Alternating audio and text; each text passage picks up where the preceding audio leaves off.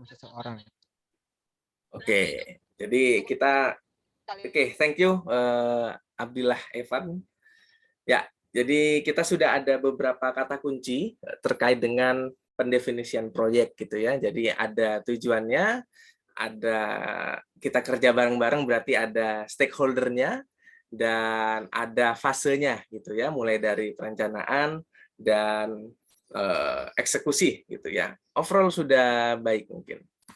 Oke, nanti kita coba lihat secara lengkap sebenarnya apa yang dimaksud dengan project gitu ya.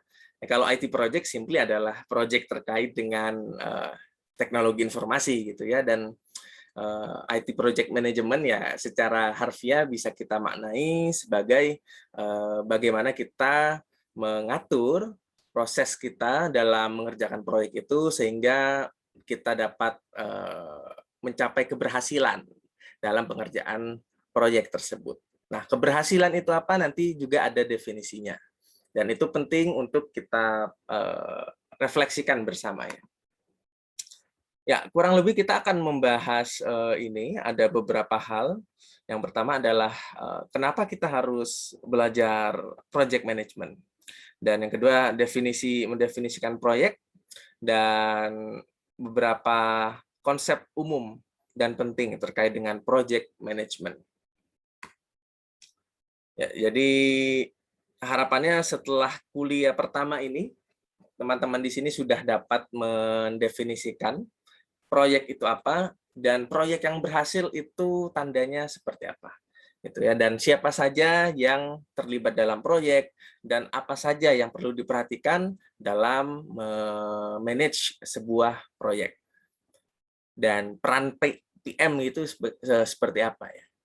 Jadi kalau mungkin kita lihat pasar pekerjaan untuk fresh graduate sekarang, PM itu lebih banyak yang refers to product manager gitu ya, bukan project. Tapi apa bedanya nanti kita juga akan bahas gitu ya.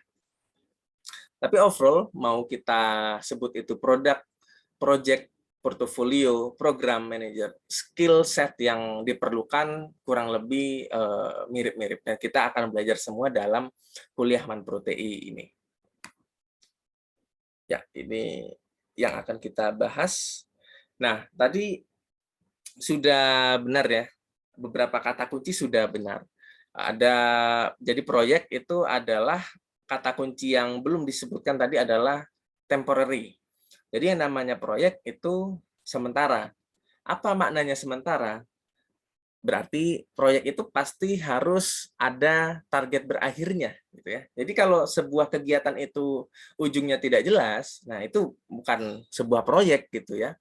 Jadi proyek adalah kegiatan yang ada jangka waktunya untuk membuat produk, membuat jasa atau menghasilkan apapun di domain apapun yang mana nanti ada tujuannya gitu ya. Di sini ada beberapa kata kunci yang perlu digarisbawahi. Yang satu adalah temporary, kedua ada objektifnya, dan kemudian dia bisa kecil atau besar, bisa panjang atau sebentar gitu ya. Jadi proyek itu bisa cuma sebulan, bisa gitu ya. Bisa hingga 2 tahun juga bisa gitu ya. Kayak kita bangun tol misalkan, itu kan bukan proyek yang sebentar gitu kan. Dia lama, tapi walaupun lama, proyek tersebut ada batas waktu target selesainya gitu ya.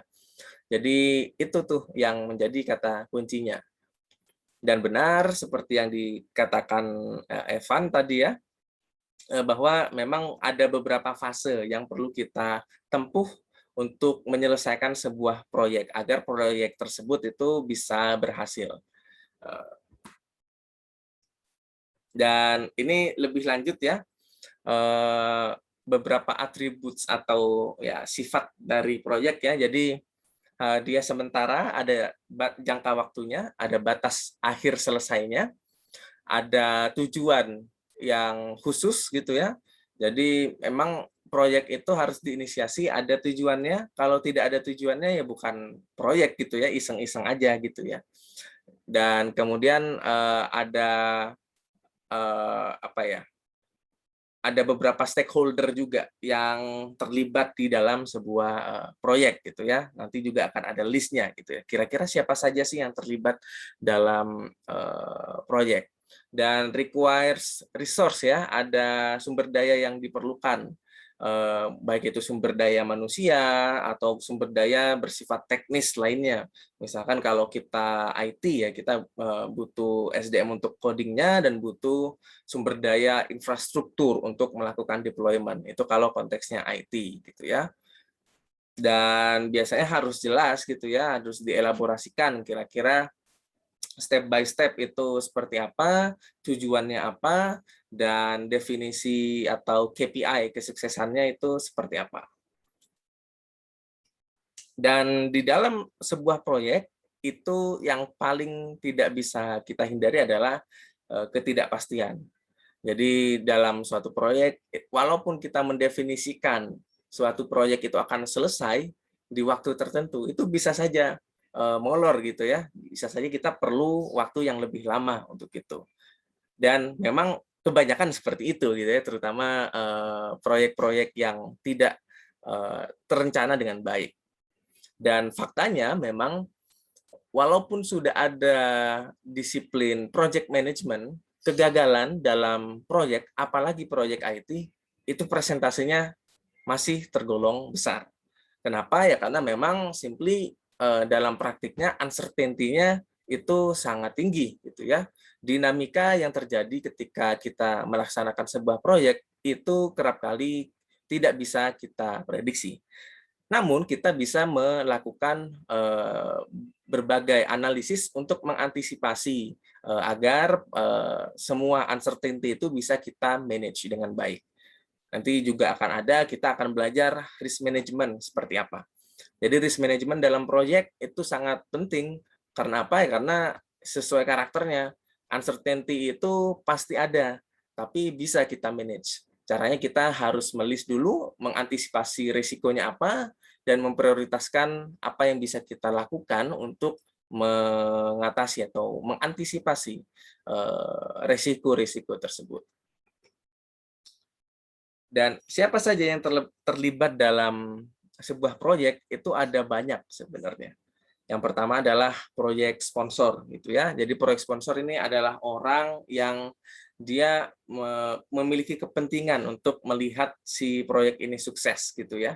Jadi misalkan dalam sebuah proyek apa misalnya misalkan sekarang ada 5G gitu ya, misalkan perusahaan telco ingin bersaing di pemanfaatan 5G ya, mungkin top level manager itu bisa sebagai project sponsor gitu ya. Jadi orang-orang yang memiliki kepentingan terhadap kesuksesan dari suatu proyek tersebut. Nah, nanti kalau di provinsi di semester depan ya, berarti nanti kalian akan mencari nih proyek-proyek sponsor untuk topik yang akan kalian kerjakan gitu ya.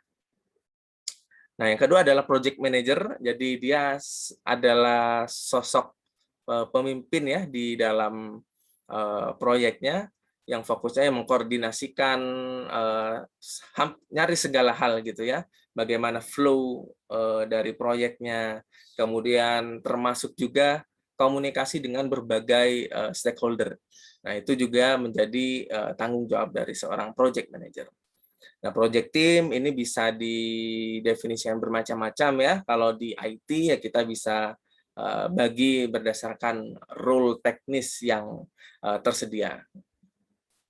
Termasuk juga dalam project yang perlu kita perhatikan adalah customers dan users gitu ya. Umumnya kita membuat proyek ini pasti ada penggunanya. Kalau dalam konteks IT, kita bikin sebuah produk IT, itu pasti ada penggunanya. Nah, yang tidak kalah pentingnya untuk kita perhatikan sebagai stakeholder adalah si pengguna itu sendiri. Karena apa? Karena sebagian besar software atau produk IT itu akhirnya agak kepakai gitu ya. Karena apa? Karena ketika membangun aplikasi atau produknya, mereka hanya bekerja sendiri, tidak memahami kebutuhan dari si user atau si customer-nya. Akhirnya ketika proyek tersebut selesai, dirilis ke publik, publik tidak akan memakai gitu ya, penggunanya tidak akan pakai. Kenapa? Karena memang tidak sesuai kebutuhannya. Kan basically kita tidak akan memakai sesuatu yang kita tidak butuhkan gitu ya. Jadi itu juga penting.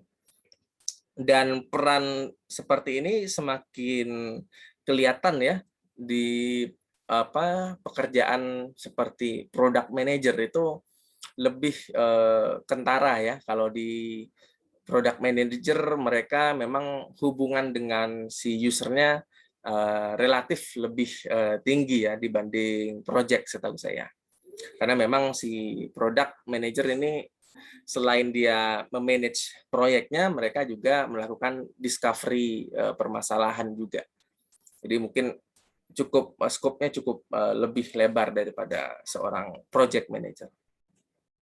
Dan juga kita umumnya kalau misalkan berkaitan dengan institusi lain atau enterprise perusahaan yang lain, kita butuh intermediary seperti suppliers, dan kita juga perlu memperhatikan ya kira-kira opponents atau kompetitor ya dari proyeknya seperti apa. Ya walaupun yang paling utama kalau dari yang saya alami tentu adalah yang paling utama internalnya dulu. Hubungan antara project manager dan project timnya harus baik. Kemudian yang tidak kalah penting adalah hubungan eksternal, terutama terkait dengan users dan customers pengguna dari sistem IT. Ini adalah contoh IT projects ya yang bisa dikategorikan sebagai IT project ya, contohnya seperti pembuatan aplikasi smartphone, mobil tanpa pengemudi gitu ya, kemudian sistem untuk imunisasi, tracking vaksinasi dan semacamnya. Intinya semua hal yang terkait dengan teknologi informasi yang dia memiliki objektif atau tujuan tertentu atau masalah tertentu yang akan di-solve, nah itu bisa kita kategorikan sebagai IT projects. Oke, sampai sejauh ini apakah ada yang ingin ditanyakan terkait dengan project itu sendiri atau IT projects?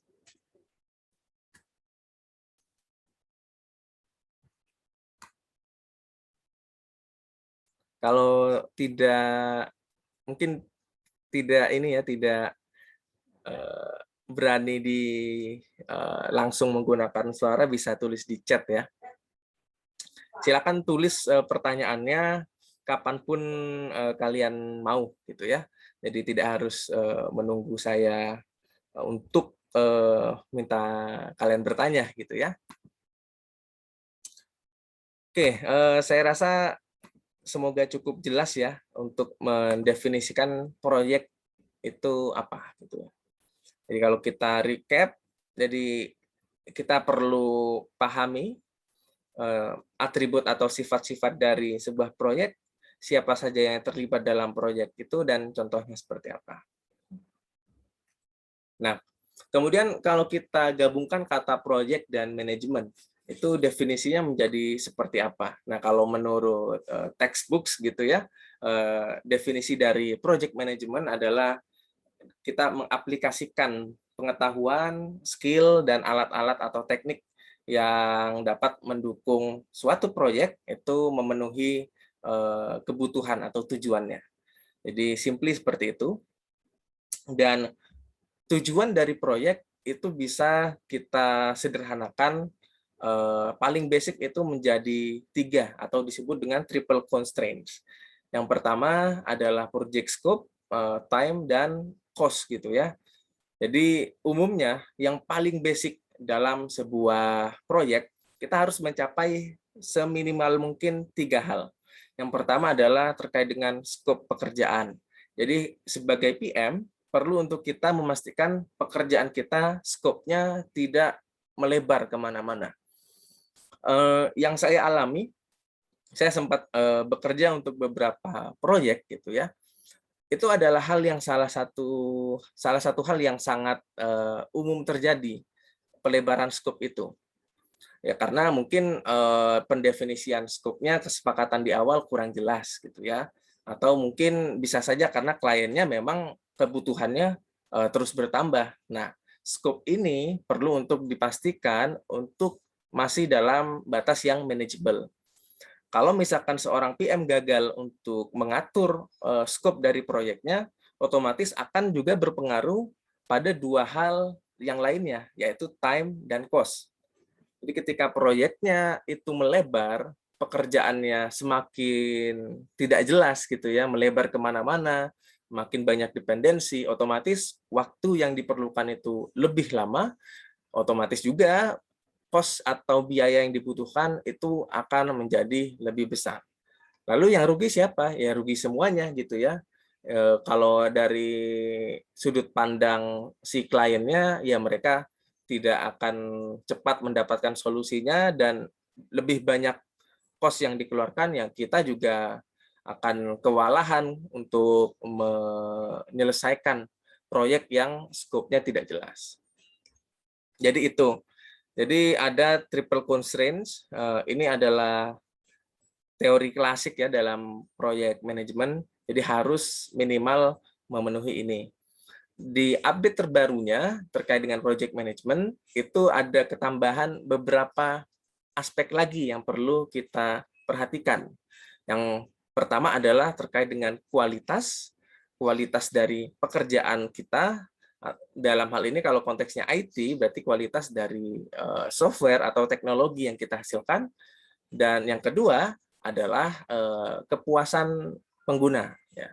Jadi secara kualitas, secara teknis produk kita bagus, dan selain itu perlu kita pastikan juga hasil dari produk kita itu memuaskan si calon penggunanya, gitu ya.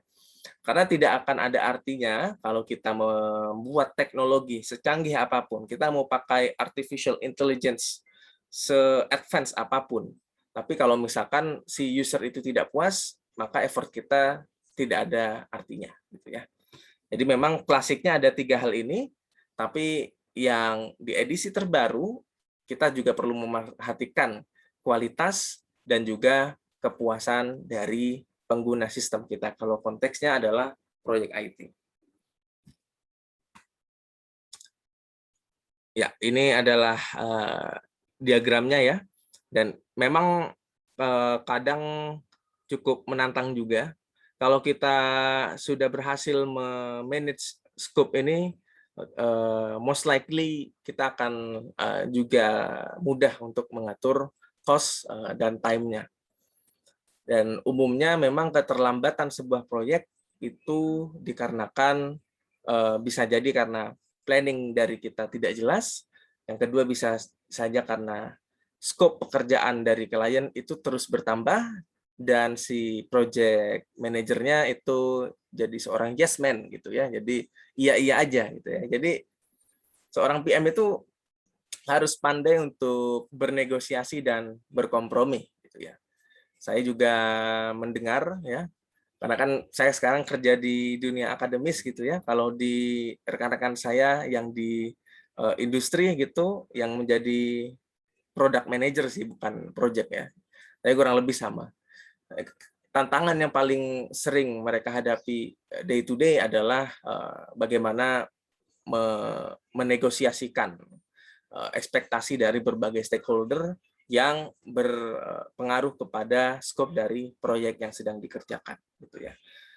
Jadi seorang PM skill komunikasinya harus bagus nih, tidak hanya skill teknis melakukan planning, tapi bagaimana berkomunikasi antar stakeholder itu juga penting. Nah, dalam project management kita ada 10 knowledge areas gitu ya. Knowledge areas ini apa? Ini adalah kompetensi kunci ya yang perlu dimiliki oleh seorang project managers ya. Ini sebenarnya berlaku juga tidak hanya untuk project managers, kalau kita jadi seorang product managers ini juga relevan gitu ya. Apa saja 10 knowledge area itu? Yang pertama adalah project integration, bagaimana kita melakukan integrasi di project. Kemudian bagaimana kita memanage scope, scope management, kemudian time management, kemudian cost management, dan quality management. Kita juga akan belajar bagaimana memaintain, memelihara, dan memastikan kualitas dari pekerjaan kita itu baik. Dan karena seorang PM itu berhubungan dengan banyak sekali stakeholder sumber daya manusia, kita juga akan perlu untuk belajar skill terkait human resource management, termasuk juga communication ya. Communication itu penting, dan terkait dengan uncertainty kita juga perlu belajar terkait dengan risk management. Selain itu kita juga perlu untuk memahami procurement ya. Jadi pengadaan, hubungan dengan supplier, pengadaan barang, pengadaan jasa, itu yang mendukung produk atau proyek kita, itu perlu kita pelajari juga. Dan terakhir adalah bagaimana memanage berbagai stakeholder berdasarkan perannya dan kepentingannya di dalam proyek yang kita jalankan. Ya, jadi mungkin di sini ada yang ingin menjadi PM, jadi perlu untuk memperhatikan setidaknya 10 skill ini. Kalau kita berbicara terkait dengan product management, knowledge-nya mungkin akan lebih lebar lagi ya, karena mereka juga fokus selain mengeksekusi sebuah proyek, tapi mendiscover produk.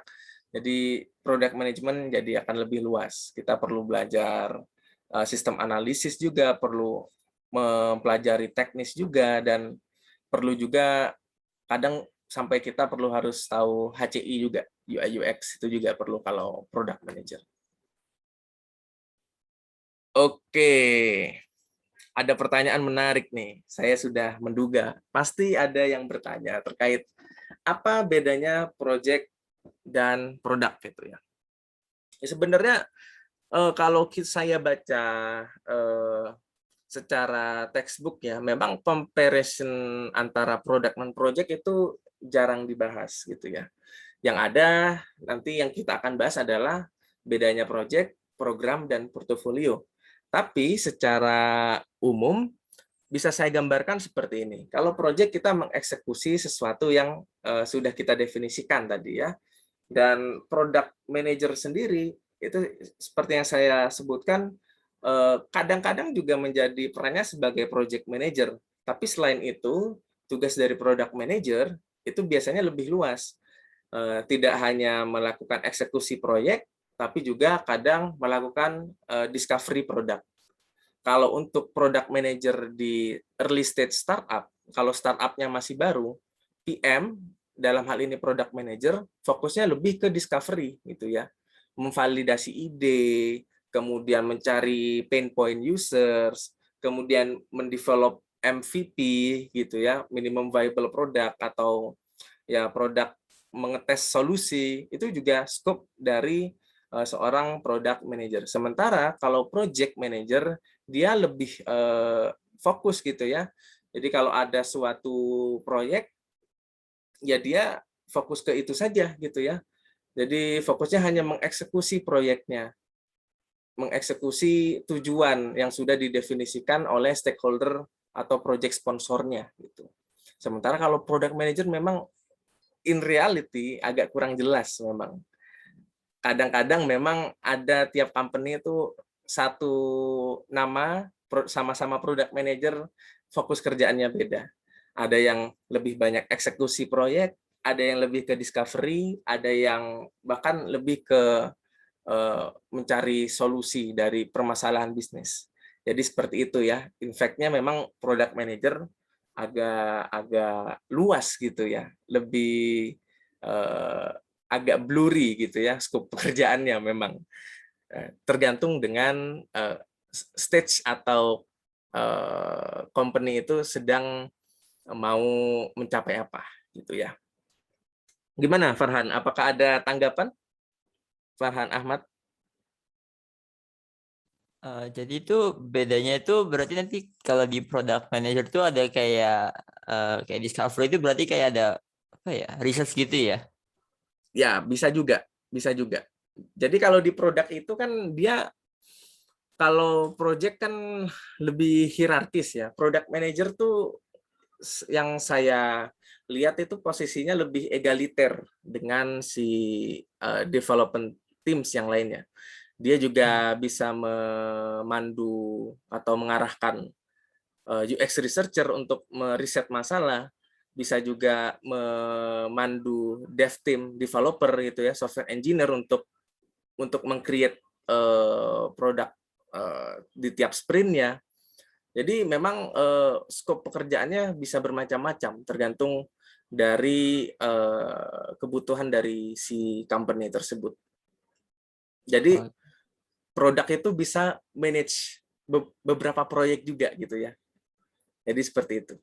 Tapi selain proyek juga melakukan hal lain yang baik itu yang konseptual maupun problem solving. Seperti itu sih. Oke, terima kasih Kak. Oke, ya.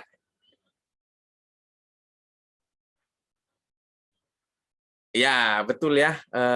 Abdillah Evan ya. Jadi product manager itu ya memang kalau role-nya memang tidak ada ini ya. Tidak ada kata kunci temporary yang ada di project-nya ya. Jadi bisa kita bedakan dari skopnya yang lebih luas kalau si produk itu, dan juga dia nggak ada waktu akhirnya gitu ya. Jadi kalau memanage produk life cycle itu ya dia muter-muter terus ya. Dia udah develop solusi, dia akan terus mencari improvement seperti itu. Jadi skopnya akan nggak kelar-kelar sih kalau kita si product manager itu alur atau life cycle kerjanya gitu. Maintenance, oke, ini ada pertanyaan menarik. Dalam suatu project IT, apakah maintenance termasuk scope project gitu ya? Bisa ya. Misalkan kita ada sistem legacy ya, misalkan kita Siak NG misalkan, kita mau maintenance gitu ya, kita mau maintenance membuat itu agar tidak ngedown kalau Siak Word gitu. Itu bisa masuk sebagai project. Kan selama maintenance itu ada tujuannya, ya kita bisa mengkategorikan itu sebagai proyek gitu ya, dan itu termasuk scope-nya ya, di dalam proyeknya. Oke. Gimana Aryo? Tapi jadi itu kayak terpisah kayak gitu ya Kak sama development awalnya. Jadi Itu dua project yang berbeda. ya, itu tergantung ya, tergantung definisinya. Tapi memang mungkin bisa umumnya terpisah ya. Kalau kita membuat sesuatu kan sesuatunya belum ada. Kalau maintenance tuh pasti sistemnya sudah ada ya. Jadi most likely itu dua proyek yang berbeda seharusnya. Gitu. Ya, makasih. Oke ya. Oke, sip. Oke, ada cukup antusias ya. Saya sangat bahagia kalau misalkan mahasiswa ini bisa antusias bertanya gitu ya. Di sini ada yang nanya dari Mukhlisa. Biasanya gimana sih seorang PM itu menjadwalkan proyek, menetapkan batas waktu pengerjaannya? Oke, ya. Jadi walaupun bisa dibilang product management itu endless atau cyclic gitu ya, secara siklus dia akan iteratif gitu ya. Tetap saja mereka punya milestone gitu ya. Jadi kalau misalkan mereka ingin, contoh ya, misalkan saya PM di Tokopedia gitu ya. Saya ingin saya ini adalah termasuk PM di squad transaksi. Dan di transaksi ada kebutuhan untuk membuat memproses promo Harbolnas gitu ya. Nah, itu kalau PM itu tentu akan menjadwalkan per sprint-nya itu deliverable-nya harus seperti apa. Jadi yang dimaksud endless ini bukan berarti dia nggak ada deliverable yang selesai di waktu tertentu, tidak gitu ya. Yang dimaksud dengan waktunya dia endless atau cyclic gitu. Setelah produknya jadi, mereka tetap akan mengurusi si produk tersebut untuk diimprove lebih lanjut Jadi seperti itu. Jadi tetap penjadwalannya itu sama dengan yang akan kita pelajari di mata kuliah Manpro TI. Jadi kita kalau misalkan mau pakai iteratif itu ada penjadwalannya tersendiri. Mau pakai agile, kita bisa bagi per sprint, itu seperti apa. Sama sebenarnya. Karena sekali lagi, product manager itu juga bisa memanage beberapa proyek, dan yang namanya sebuah proyek pasti ada waktunya. Bagaimana pembuatan waktunya? Ya, ada beberapa metodenya tergantung metodologi pengembangannya untuk membuat softwarenya gitu ya. Oke, gimana Muklisa? Baik, Kak, sudah terjawab. Terima kasih banyak, Kak. Oke, ya. Jadi ini ya, jangan bingung dengan kata kunci endless untuk atau dengan cycle di produk ya. Jadi yang namanya produk itu tetap memanage beberapa proyek, pasti mengeksekusi. Nggak mungkin dong dia cuma discovery doang, terus tidak ada deliverable untuk si company-nya. Rugi juga mereka meng-hire PM tapi tidak menghasilkan, tidak mampu melit tim untuk menghasilkan produk untuk user gitu ya. Nah, kalau misalkan yang fokus research ya UX researcher itu, bukan product manager gitu ya. Ya walaupun kalau project manager ini role yang mungkin akan lebih clear kalau misalkan kita sudah cukup lama di industri ya.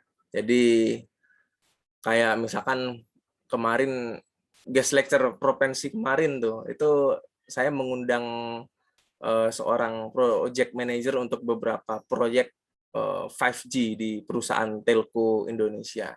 Nah, itu mungkin akan lebih jelas skopnya ya. Kalau produk ya memang dia bertanggung jawab ke sebuah produk yang fokusnya ya bukan hanya sebuah pengembangan itu selesai atau proyek itu selesai, tapi setelah proyek itu selesai, produknya ya terus dia improve gitu. Oke, satu pertanyaan lagi mungkin ya sebelum kita lanjutkan. Sebentar saya cek apakah slide-nya masih banyak. Sebentar. Ya, masih banyak ternyata. Tapi nggak apa-apa, kita coba optimalkan waktunya. Oke, ada yang dari Winalton. Apakah semua perusahaan memiliki project manager?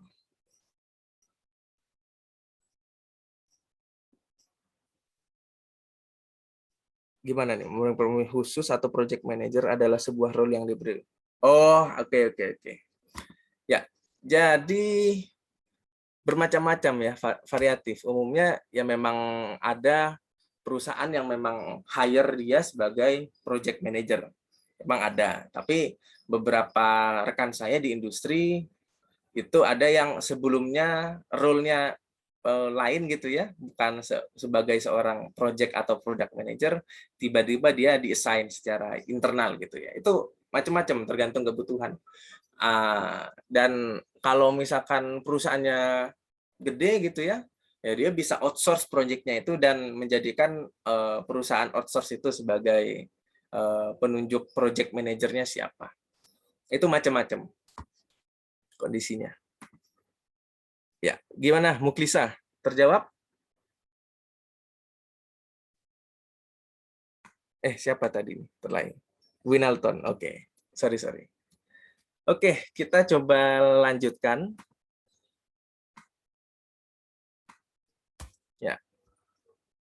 Ya, memang cukup ini ya. Saya lihat memang sejak angkatan saya mau lulus S1 tuh pekerjaan PM merupakan alternatif paling ramai untuk dipilih selain software engineer tentu saja dan data scientist. Ya karena wajar ya, karena ini adalah opsi yang menarik untuk mereka yang lebih suka aspek non teknis dari IT gitu ya. Jadi mungkin seorang yang ingin jadi PM mungkin agak bosan dengan programming, jadi memperhatikan bidang-bidang lain mungkin ya, dan itu wajar ya. Tapi yang perlu diperhatikan adalah sebagai lulusan sistem informasi menjadi PM itu juga keharusan untuk kalian memiliki pengetahuan teknis. Setidaknya tidak harus mendalam ya, paling tidak secara overall tahu arsitektur, tahu setidaknya flow pengembangan secara real itu seperti apa. Tujuannya apa? Ya tujuannya agar kita tidak dipermainkan gitu ya. Kelemahan PM baik itu project atau product manager yang non tech itu ya kesalahannya ya tidak paham teknis ya seperti itu. Ya kita misalkan minta ke developer ya, ini kira-kira berapa hari nih?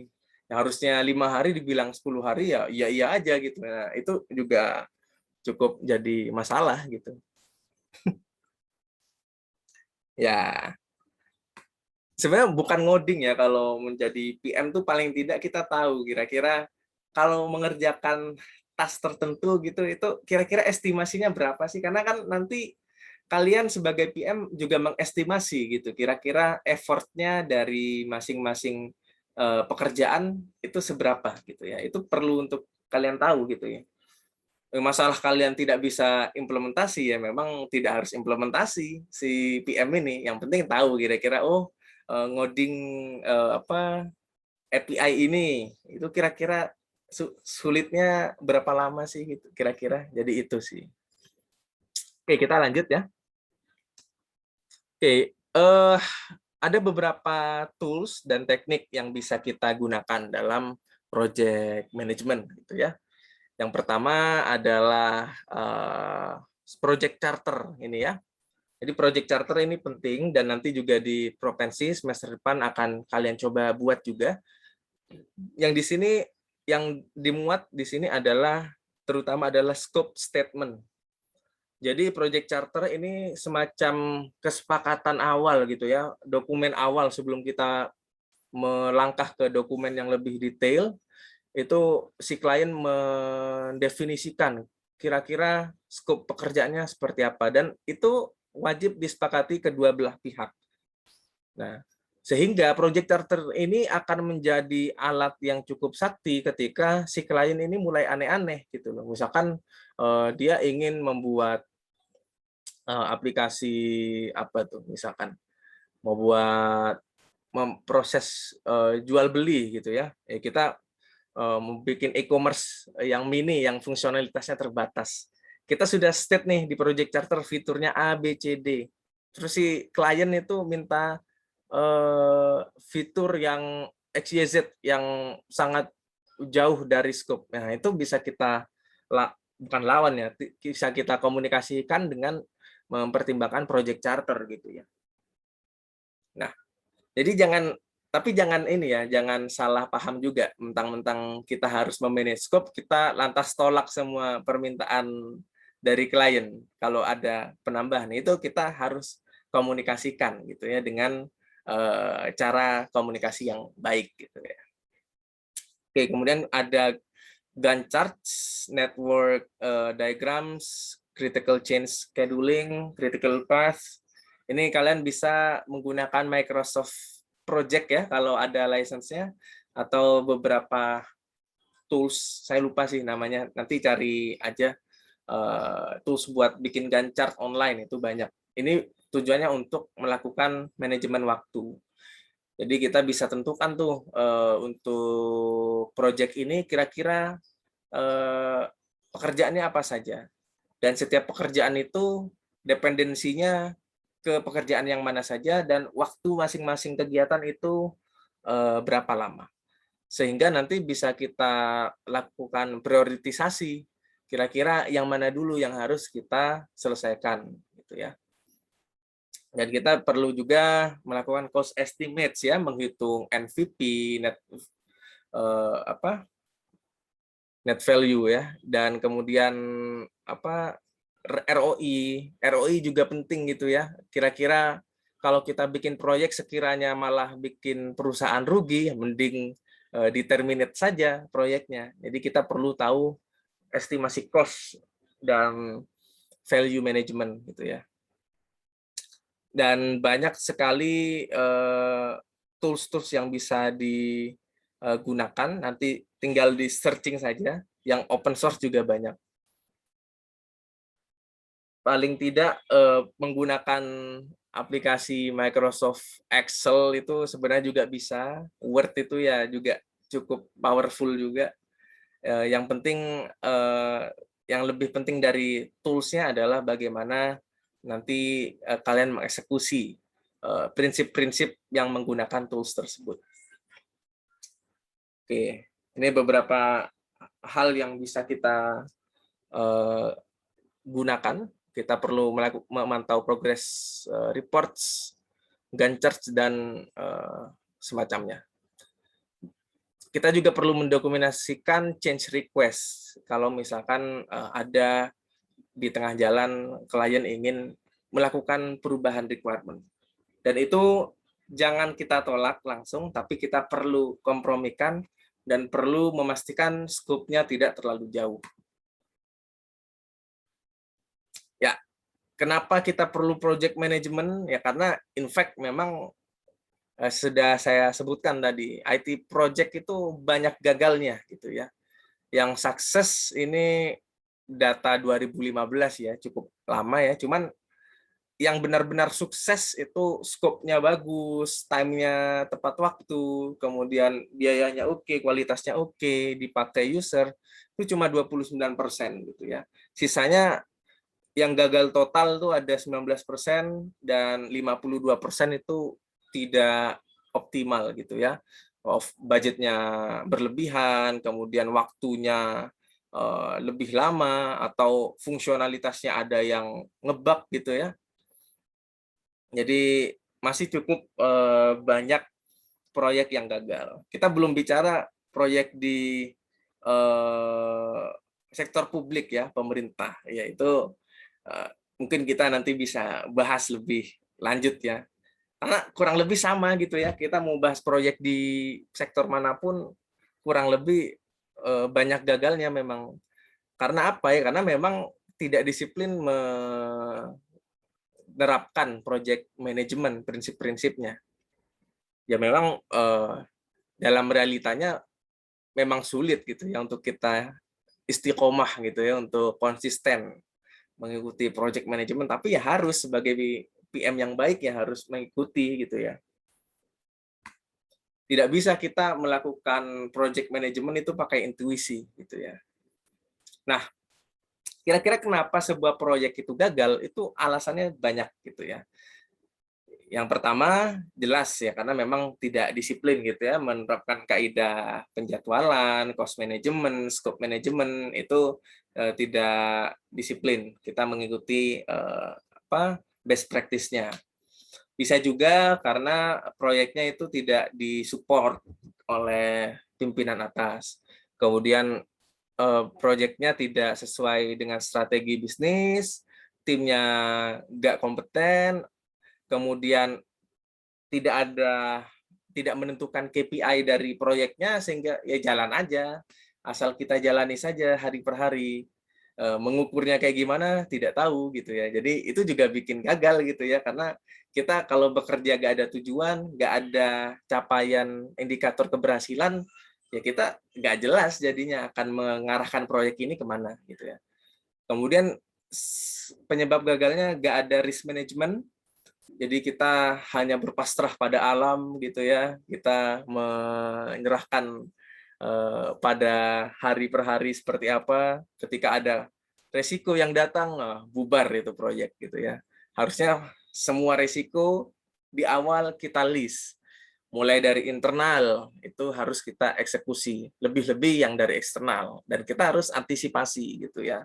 Sehingga kalau misalkan kira-kira ada resiko yang sudah terlihat akan kejadian, ya kita tinggal melaksanakan skenario mitigasi gitu ya. Dan ketidakmampuan untuk menghadapi perubahan, baik itu perubahan dari klien atau perubahan dari kondisi eksternal, itu juga bisa membuat proyek gagal. Perubahan eksternal atau risiko eksternal contohnya apa? Mungkin contohnya pandemi gitu ya. Ya pandemi mungkin adalah salah satu change yang cukup masif untuk semua sektor, dan kemampuan seorang PM untuk mengatur proyeknya tetap jalan walaupun pandemi itu akan menjadi poin besar yang menentukan keberhasilan sebuah proyek. Nah, ada yang bilang memang teori tidak penting, yang penting praktik ya. Tapi in fact memang kebanyakan di industri masih banyak yang gagal karena memang tidak ada panduan yang mereka gunakan dengan disiplin gitu. Teori memang kadang ada beberapa yang perlu improvisasi di lapangan. Tapi teori tersebut sangat membantu untuk membuat kita bekerja secara disiplin dan melakukan semuanya sesuai best practice. Karena kan teori formal, metode formal itu datangnya dari mana? Dari kumpulan praktis orang-orang gitu ya. Jadi orang-orang prakteknya seperti apa dan kita formulasikan orang-orang gagalnya karena apa, suksesnya karena apa. Nah, itu diformulasikan jadi teori, jadi best practice dan itu sangat penting untuk kita ikuti gitu ya. Nah, kalau kita menggunakan formal project management ya kita punya kontrol yang bagus untuk finansial, kemudian kualitas kita dan kehandalan sistem kita itu bisa lebih terjamin. Bahkan kita bisa margin profitnya akan lebih tinggi kalau misalkan cost management kita bagus gitu ya. Lebih produktif juga dan kita komunikasi atau koordinasi berhubungan dengan stakeholder itu juga akan sangat terbantu dengan best practice yang ada pada teori project management.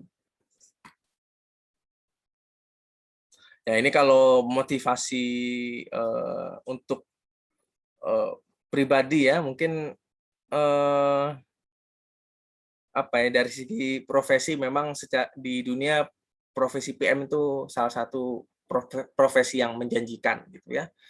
Dan ya bahkan untuk turunannya seperti product manager atau produk analis mungkinnya yang mirip-mirip itu ya juga salah satu pekerjaan untuk fresh grad yang menjanjikan dan memang seluruh dunia sangat apa ya berinvestasi pada project management gitu ya dan ini adalah data-data yang bisa kalian lihat dan kalau kita project manager sudah levelnya proyek besar, proyek nasional atau multinasional ya juga sangat menjanjikan ya dari sisi finansial gitu ya. Nah, dan memang kalau kita belajar project management, kita juga sekaligus belajar beberapa skill yang penting untuk dimiliki oleh seorang fresh graduates ya. Mulai dari teamwork, decision making, problem solving dan verbal communication. Ini semua kan sudah termasuk ke 10 knowledge area dari PM dan kalau kita kuasai itu dan bisa mempraktikannya mungkin melalui internship atau kita membuat proyek proyek sendiri gitu ya. Itu bisa sangat berguna untuk kalian nanti ya. Nah, ini kita sudah membahas tadi kenapa proyek itu bisa gagal gitu ya. Nah, di sini mungkin yang perlu kita ketahui juga selain proyek itu juga ada yang namanya program management gitu ya. Jadi in short mungkin bisa disingkat program itu supersetnya si project lah ya. Jadi satu program itu bisa terdiri dari beberapa project gitu ya. Dan si program manager ini biasanya atasannya si project manager yang nanti dia memberi arahan kira-kira project ini harus dikemanakan. Kalau ada kendala ya program manager juga ikut untuk mencarikan solusinya kira-kira seperti apa agar proyeknya nanti bisa sukses gitu ya. Oke, dan di atasnya project, jadi supersetnya dari project dan program itu ada namanya project portfolio management ya. Jadi kalau portofolio itu apa? Portofolio itu bisa terdiri atas beberapa project sekaligus beberapa program gitu ya. Jadi suatu project itu belum tentu termasuk dalam suatu program gitu ya. Tapi satu program pasti terdiri dari beberapa proyek gitu ya. Dan ini biasanya adalah top level ya yang perannya untuk melakukan portfolio management ini. Biasanya sudah level VP atau level-level yang strategis ya, karena dia memang fungsinya di sini bukan eksekutor. Jadi kalau project manager itu masih lebih ke eksekusi. Kalau program itu bisa dibilang middle ya, mid level. Kalau portfolio management ini ya lebih top level lah gitu ya, karena dia melakukan analisis untuk project mana yang perlu dilanjutkan dan strategi apa ya yang perlu dilakukan untuk menyukseskan program maupun proyek yang ada di bawahnya. Gitu ya. Jadi ini lebih strategis. Tujuannya bukan hanya keberhasilan proyek, tapi keberhasilan dari sebuah organisasi yang memiliki beberapa program dan proyek tersebut. Ya, jadi seperti yang saya sebutkan, semakin ke atas, kalau levelnya sudah portfolio management, dia lebih strategis. Kalau project itu masih lebih taktis ya, lebih bukan teknis sih, lebih ke taktis. Maksudnya untuk mengeksekusi proyeknya seperti apa. Kemudian jadi dia berpikir spesifik. Sementara kalau berpikir strategis ya dia memperhatikan lebih banyak dan lebih luas aspek untuk dijadikan decision. Ya ini contoh portofolio manajemen ya.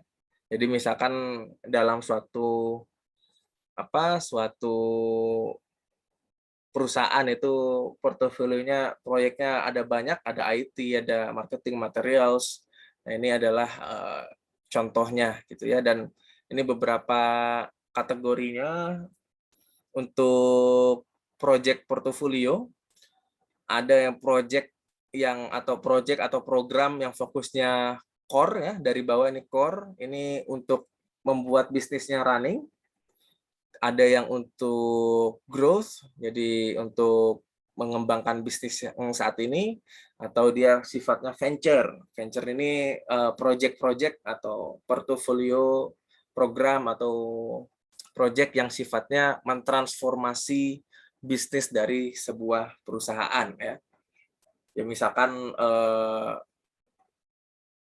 Telkom misalkan gitu ya. Sebelumnya kan kita tahu bahwa Telkom itu adalah perusahaan telekomunikasi. Nah, mungkin karena dia ingin mentransformasi untuk lebih adaptif ke digital, maka dia perlu menyelenggarakan proyek-proyek transformasi tersebut. Itu maksudnya ke yang venture. Nah, ini adalah beberapa best practice yang perlu untuk diperhatikan ketika memulai sebuah proyek, gitu ya. Ini kata si Bapak Robert Batrick nih ya. Ada beberapa prinsip dasar untuk sebuah proyek. Jadi sebuah proyek itu harus didasarkan pada strategi dari organisasi, dari si perusahaan kalau dia enterprise, atau dari si government itu sendiri untuk kebaikan publik kalau dia sektor publik. Nah, itu harus berdasarkan strategi, bukan keinginan dari personal. Jadi yang bahaya adalah ketika kita memulai proyek hanya karena dia disuruh oleh atasan kita. Kita perlu kritis juga ya, sebagai seorang project manager, kita perlu tahu juga kira-kira value-nya apa dari proyek ini. Jangan sampai kita sudah spend begitu banyak uang dan begitu banyak waktu, tapi karena dia adalah proyek yang tidak strategis, ketika di launch dia tidak ada efek apa-apa. Justru itu akan memberikan kerugian ya. Dan kita perlu untuk memperhatikan stakeholder ya, perlu membangun hubungan yang baik dengan semua stakeholder, mulai dari yang di atas kita, misalkan top level manager, untuk memberikan dukungan, maupun juga ke yang sifatnya horizontal gitu ya, sesama internal tim atau bahkan ke customer yang akan menggunakan sistem secara langsung. Jadi itu beberapa best practice-nya. Ini contoh solusi dari Microsoft Project gitu ya. Ini beberapa capability dari software Microsoft Project yang bisa digunakan untuk mendukung jalannya sebuah project ya. Saya nggak tahu ya kalau misalkan dulu sih pas saya masih S1 tuh masih ada ya data license untuk Microsoft Project. Saya kurang tahu untuk saat ini seperti apa. Kalau ada, ini bisa dipergunakan untuk membantu kalian mempelajari project management. Tools yang sangat membantu. Ya, kalau kita mendefinisikan sukses sebuah project, kita tidak jauh-jauh dari triple constraint. Yang pertama, harus scope-nya terpenuhi, tidak melebar terlalu jauh, tepat waktu, dan secara cost tidak rugi gitu ya. Yang kedua, proyek IT terutama dikatakan sukses ketika customer atau sponsor atau user itu puas. Ya, jadi kalau misalkan proyeknya jadi, sistemnya ada, tapi customer itu tidak puas, maka belum bisa dikatakan sukses gitu ya. Kemudian memenuhi objektif dari proyek itu sendiri. Misalkan kita ingin membuat program atau sistem untuk meningkatkan sales misalkan. Nah, kita tidak berhenti pada produknya jadi atau sistemnya jadi, tapi kita harus lihat dulu impact-nya terhadap objektif. Apakah memang dia meningkatkan sales yang kita harapkan, sesuai yang kita harapkan ya. Baru kita bisa menilai suatu project itu sukses atau tidak. Nah, dan ini adalah beberapa hal yang bisa mendukung kesuksesan sebuah project. Yang pertama, dukungan eksekutif, pelibatan user. Jadi kalau misalkan di sister ya, di sistem interaksi kita belajar user centered design. Nah, jadi itu adalah salah satu prinsip yang sangat penting gitu ya. Karena apa? Karena yang akhirnya akan memakai sistem itu adalah si user. Dan kalau misalkan si user itu sedini mungkin kita libatkan, maka sistem atau proyek yang kita kembangkan itu akan lebih tepat guna. Kemudian kita perlu tujuan yang jelas, dan emotional maturity juga penting ya terkait dengan kondusivitas tim. Kalau timnya nggak kondusif, mustahil proyeknya akan berjalan bagus. Scope-nya juga harus dioptimize, tidak terlalu melebar. Agile proses, jadi mungkin sekarang project management yang lebih banyak digunakan yang agile ya. Kemudian harus kita punya expertise dan resource ya untuk mendukung proyek tersebut. Nah, ini beberapa alasan juga kenapa teknologi project itu sukses. Pertama, fundingnya ada, kemudian member timnya itu bagus ya. Jadi kalau kita sebagai PM sudah baik tapi developernya tidak jago juga akan sulit gitu ya. Dan yang ketiga adalah engagement, untuk hubungan dengan semua stakeholder itu baik. Nah, ini beberapa temuan dari riset terkini terkait kira-kira apa sih yang dilakukan seorang project manager sehingga delivery projectnya itu baik. Ini dari perspektif company ya, kira-kira company seperti apa sih yang proyeknya banyakkan suksesnya ya. Yang pertama adalah company yang punya integrated project management. Integrated ini hubungannya dengan kedisiplinan tadi ya, jadi semuanya sudah terintegrasi, project manajemennya dilaksanakan dengan disiplin, ada standarnya sehingga prosesnya berjalan dengan rapi. Kemudian company yang dia menciptakan leader-leader project ya. Jadi tidak hanya project manager itu tidak hanya di-assign sebagai sebagai eksekutor saja, tapi ditumbuhkan juga bagaimana soft skill dia sehingga akan menjadi leader-leader yang lebih baik untuk company tersebut ke depannya. Dan yang jelas ada matriksnya gitu ya untuk mengukur sebuah proyek gitu. Kebanyakan yang gagal ya karena memang tidak ada ukurannya. Dan kalau di industri memang matriks ini biasanya ini ya ditentukan tahunan, biasanya diwujudkan dalam OKR ya untuk setiap PM itu. Jadi ada objektif dan key results-nya.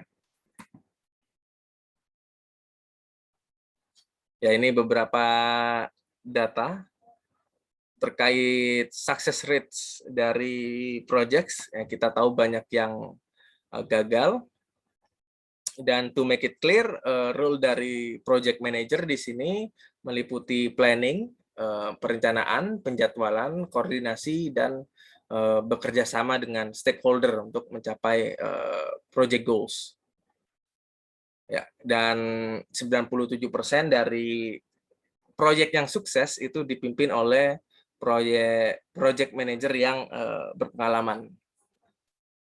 Dan tentu untuk membangun pengalaman sebagai project manager itu butuh waktu. Jadi misalkan someday rekan-rekan di sini jadi PM gitu ya, entah itu produk atau project gitu ya, terus di awal-awal karir itu melakukan kesalahan ya atau ada kegagalan ya, itu jangan berhenti gitu loh, jangan cepat menyerah ya, karena memang expertise itu tidak akan tumbuh dalam 1 atau 2 hari. Kita perlu pengalaman bertahun-tahun agar menjadi seorang PM yang handal.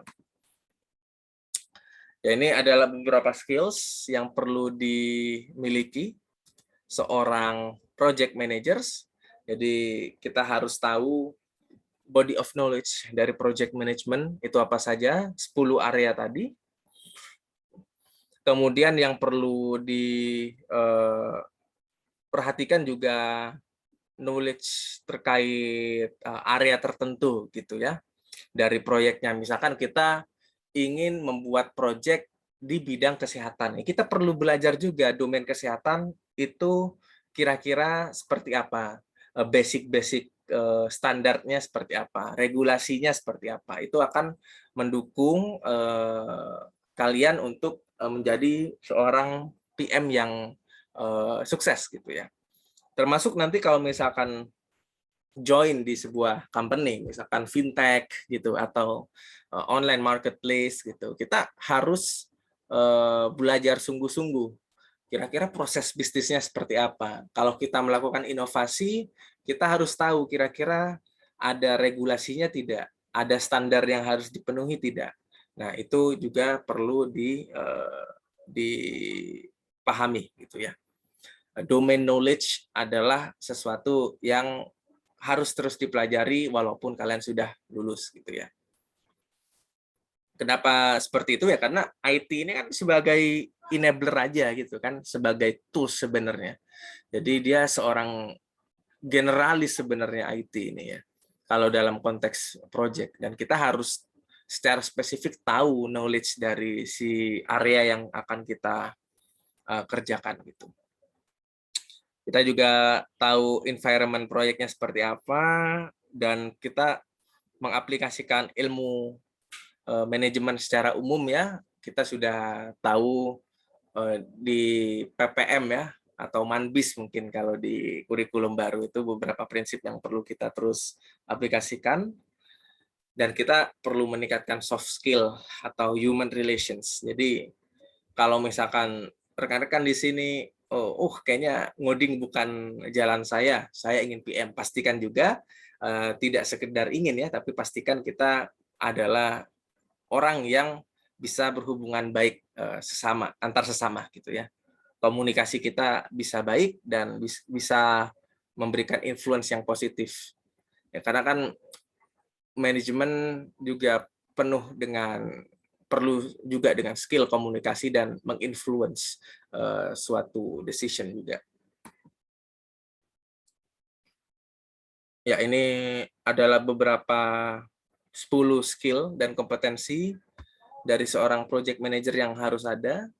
People skills, seperti yang saya bilang tadi, bagaimana kita memanage orang, berkomunikasi dengan nyaman antar orang, kemudian bagaimana kita memimpin, dan terutama yang sulit mungkin ya, yang tidak semua orang bisa adalah skill listening gitu ya.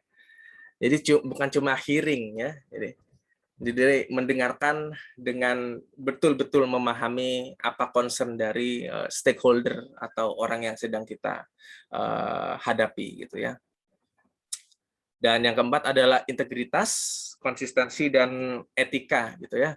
Itulah mengapa di Fasilkom terkait plagiarisme itu sangat ketat sekali, karena itu memang adalah salah satu skill yang penting untuk dikembangkan. Oke, ya, jadi kalau di kuliah ini kalian jangan mikirin nilainya ya. Yang perlu kalian pikirkan adalah integritas dan knowledge kalian gitu ya. Nilai bisa saja bisa berapa saja ya, tapi kemampuan kalian untuk memiliki integritas, etika yang baik gitu, itu tidak bisa instan, harus dipupuk sejak sekarang gitu. Dan integritas itu juga berhubungan dengan skills dan kompetensi selanjutnya, yaitu kemampuan membangun kepercayaan. Kalau kita tidak berintegritas, kita tidak akan dipercaya gitu ya. Jadi walaupun ini justru poin 4 dan 5 ini akan menjadi sangat penting ya. Karena walaupun kita sama orang itu bisa berkomunikasi dengan baik, tapi kalau kita tidak jujur, ya kita akan dianggap apa ya ngomong doang gitu loh, ngomong doang, nggak bisa dipercaya gitu ya. Dan kalau misalkan kita sudah bisa membangun trust, verbal communication enak, kita bisa menciptakan tim yang kuat gitu. Sehingga kalau komunikasinya lancar juga, kalau ada konflik itu bisa di-resolve dengan jernih dan baik. Dan yang tidak kalah penting adalah berpikir kritis ya. Jadi jangan cuma jadi yes man gitu, disuruh A, ya kita juga perlu mengklarifikasi gitu, se-clear mungkin. Kira-kira proyek A ini buat apa gitu. Dan yang terakhir adalah harus memahami bagaimana melakukan prioritisasi. Ya, wait. Oke. Ya ini beberapa skill ya. Nanti silakan dibaca dan direnungkan. Banyak sebenarnya skills yang perlu dikembangkan. Ya ini trennya memang IT project manager memang menjadi skills yang cukup hot dan secara pekerjaan cukup menjanjikan. Dan dalam 10 hottest skills in 2020 salah satunya adalah project management gitu ya. Jadi kita perlu bersyukur ada di bidang IT sebenarnya, karena memang itu adalah bidang yang cukup dunia butuhkan saat ini.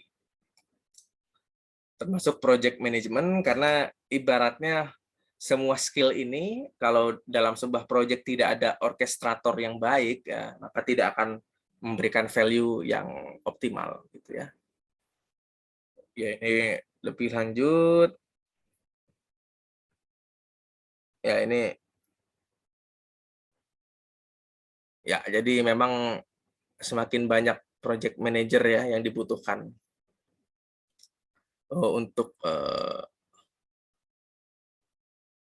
untuk role project manager ini memang sangat berkembang saat ini. Ya, ini adalah contoh Gantt chart ya. Nanti kita akan belajar caranya mengatur planning jadwal dari proyek beserta dependensinya, kira-kira mana yang mulai duluan, mana yang saling dependen, dan kira-kira mana critical path ya yang perlu kita perhatikan. Ini network diagram, kita juga akan belajar ya nanti network diagram seperti apa. Ya, jadi mungkin ini ya, mungkin yang penting mungkin ada yang berminat ya. Jadi disiplin project management ini juga ada sertifikasinya. Sertifikasi ini cukup penting untuk kalian di level yang cukup tinggi. Misalkan ingin menjadi project manager sebuah proyek yang multinasional atau proyek nasional yang cukup besar ya. Umumnya secara administratif sertifikat ini sangat membantu untuk bukti kredibilitas kita dalam project management. Dan salah satu sertifikasi itu dikeluarkan oleh si PMI ini, jadi Project Management Institute. Jadi sejak tahun 69 sudah menjadi asosiasi PM ya yang diakui secara internasional, dan ada sertifikasi PMP ya, ada sertifikat Associate in Project Management, ada PMP itu apa ya? Project Management Principle atau apa gitu ya.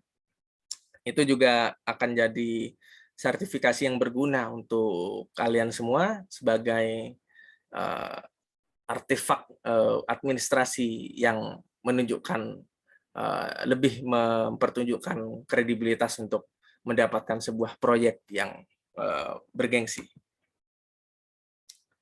profesional gitu ya. Jadi PMI ada sertifikasi namanya Project Management Professional, dan kalau misalkan punya sertifikasi ini otomatis kemungkinan untuk mendapatkan kepercayaan sebagai project manager untuk proyek-proyek besar itu akan semakin meningkat. Ya walaupun sertifikat saja nggak cukup ya, kita juga perlu untuk membangun koneksi juga, membangun integritas dan kepercayaan juga gitu ya. Jadi ini adalah syarat administratif.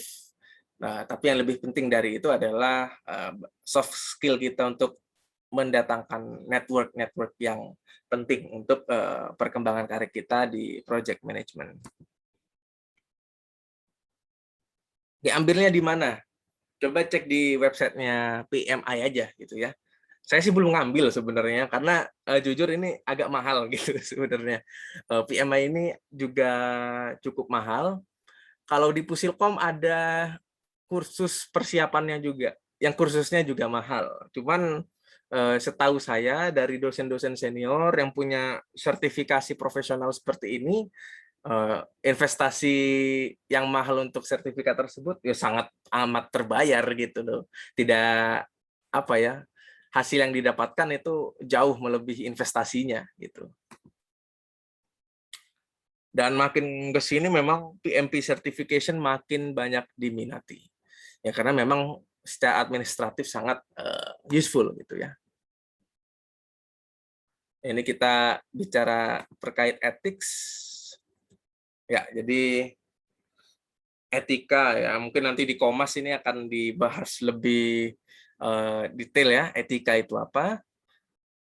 Dan ya intinya kita berusaha untuk menjadi seorang PM yang profesional saja, membangun integritas. Kita kalau misalkan ada sesuatu yang tidak sesuai harapan, kita komunikasikan saja dengan jujur gitu.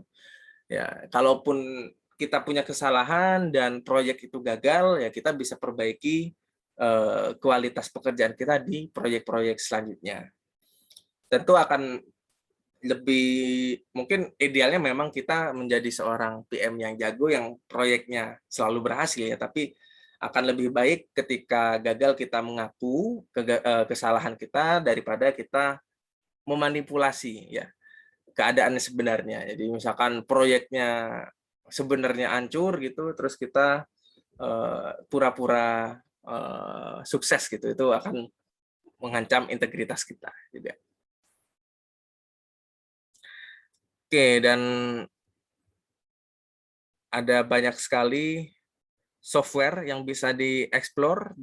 Microsoft Project ini ada harganya cukup mahal memang ya, kalau tidak punya lisensi untuk education-nya, tapi silakan nanti cari open source software yang tersedia di Google lah, cari untuk alternatif dari Microsoft Project ini.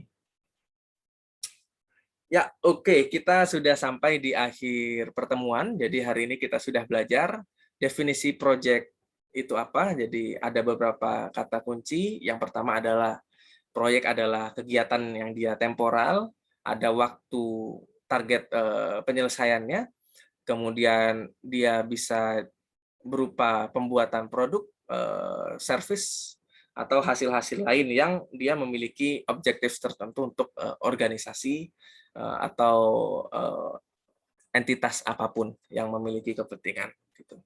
Kemudian definisi project management diharapkan sudah tahu kita mengaplikasikan knowledge, skill, tools dan teknik untuk mendukung keberhasilan project yang kita lakukan, gitu ya. Dan program itu adalah kumpulan dari beberapa proyek yang dikoordinasikan, dan portofolio itu proyek portofolio terdiri dari beberapa program termasuk juga beberapa proyek ya. Karena sebuah proyek belum tentu belongs to sebuah program, tapi sebuah program sudah pasti terdiri dari beberapa proyek.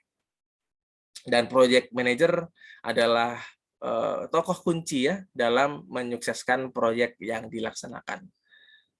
Dan profesi di bidang project management ini adalah profesi yang terus berkembang dan semakin matang. Dan ada beberapa sertifikasi yang bisa kita gunakan untuk menunjang karir kita di bidang project management. Oke, karena waktunya sudah habis ya, kita masih ada mungkin akan coba kita post test ya untuk Kahoot hari ini. Jadi silakan siapkan device-nya masing-masing. Tidak lama ya, hanya 2 atau 3 menit gitu ya. Silakan namanya disesuaikan dengan yang ada di Skele. Jadi di Skele juga sudah ada ya username inisial Kahoot yang harus digunakan untuk mempermudah penilaian. Wajib sama ya. Oke, sebentar.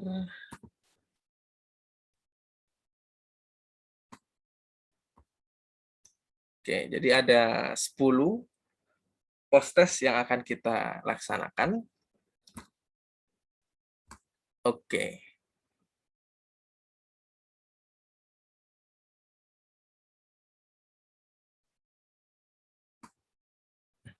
Ya, silakan disiapkan device-nya masing-masing untuk post test.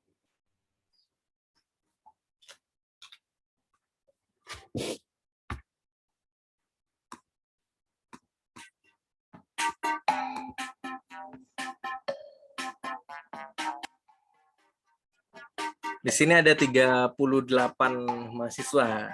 Harusnya ada 38 user juga ya.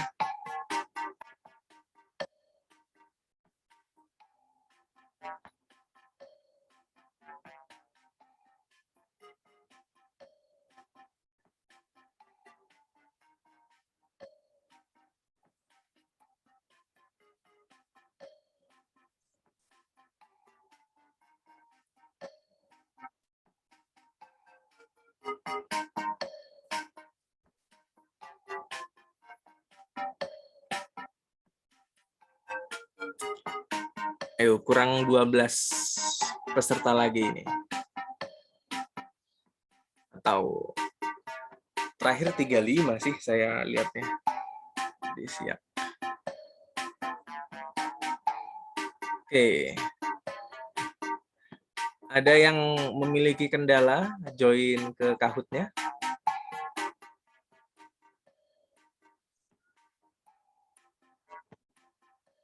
Oke, loadingnya agak lama.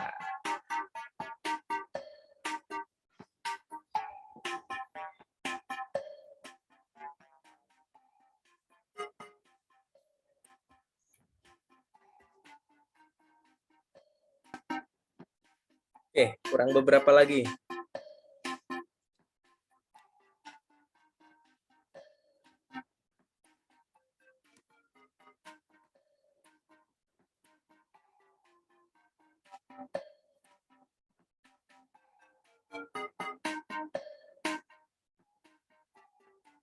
Iya, dihitung dari jumlah yang benar. Oke, ada yang masih belum bergabung?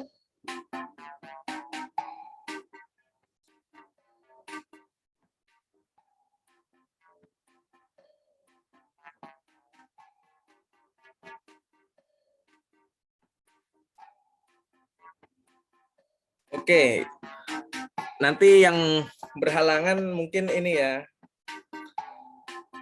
tidak apa-apa, nanti saya lihat berdasarkan di Zoom chat aja gitu ya, yang bermasalah. Ini udah ready semua?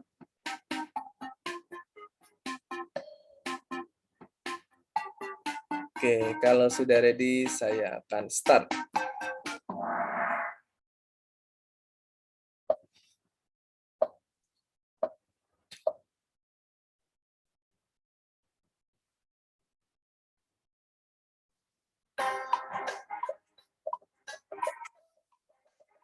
Oke, ini harusnya gampang ya.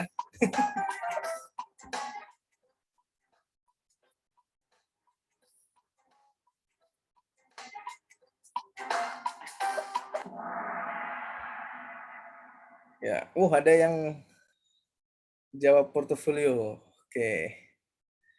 Ya, tidak masalah ya. Walaupun mungkin masih bingung ya, tapi untungnya semua sudah cukup benar ya mendefinisikan. Oke. Oh, ini jangan diperhatikan ya, yang penting bener aja sih, bukan kecepatannya di sini. Oke, yang kedua.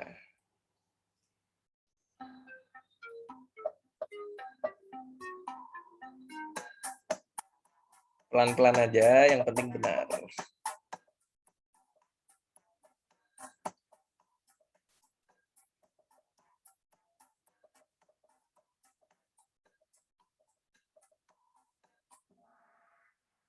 Oke, masih ada yang salah gitu ya. Ini ya project pasti deliver unique products gitu ya, atau service atau results.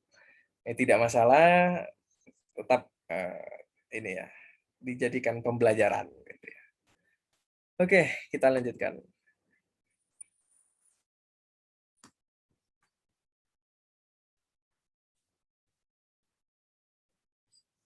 Ini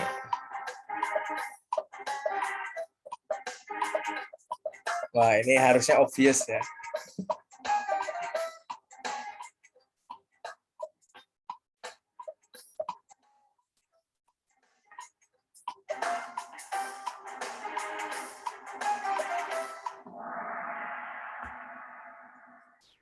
Wait. Oke. Oke, masih ada yang salah, tidak masalah. Oke, memang agak nge-lag ya. Ini berarti harus 30 detik atau gimana nih untuk next-nya?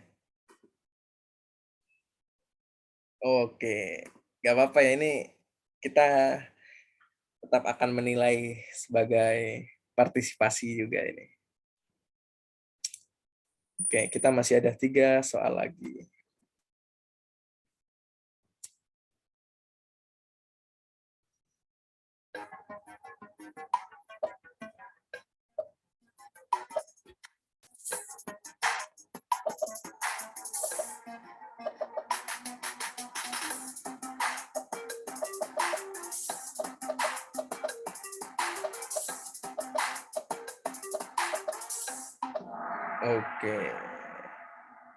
Oke. Oke. Sip, kita akan lanjutkan.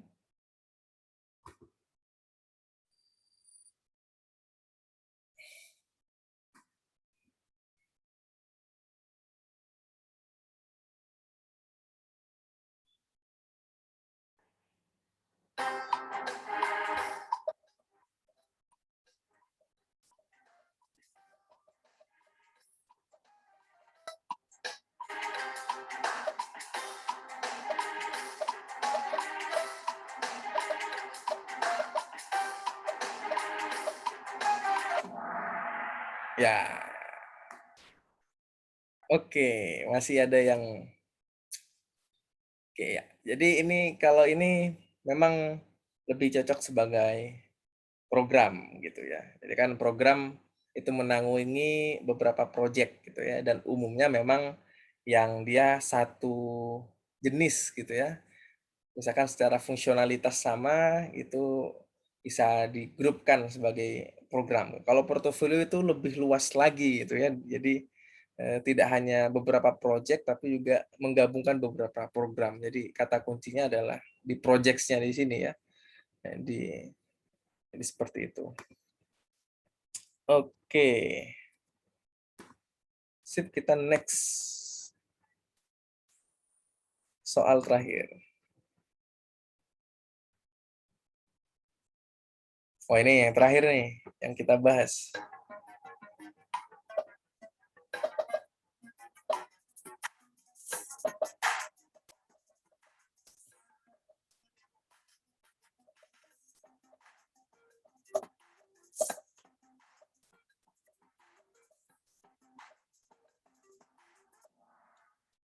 Oke, masih ada yang terkecoh gitu ya. Ya, ini sudah obvious sih, ada logo ininya. Dan memang namanya Project Management Professional atau PMP, bukan Certified Project Manager ya. Oke, kita lihat. Ya, selamat untuk Nalton. Ya. Faris dan terakhir. Oke. Oke, ya. Oke, karena waktunya sudah lebih 10 menit dari jadwal, mungkin untuk pertemuan hari ini saya cukupkan sampai di sini. Terima kasih atas kehadiran dan perhatiannya. Semoga apa yang saya sampaikan dapat bermanfaat untuk kalian masing-masing. Oke, selamat melanjutkan aktivitas. Tetap jaga kesehatan. Selamat sore. Assalamualaikum warahmatullahi wabarakatuh. Sore Kak. Waalaikumsalam warahmatullahi wabarakatuh. Banyak, Kak. Terima kasih, Kak. Terima kasih, Kak. Makasih, Kak. Masih Kak.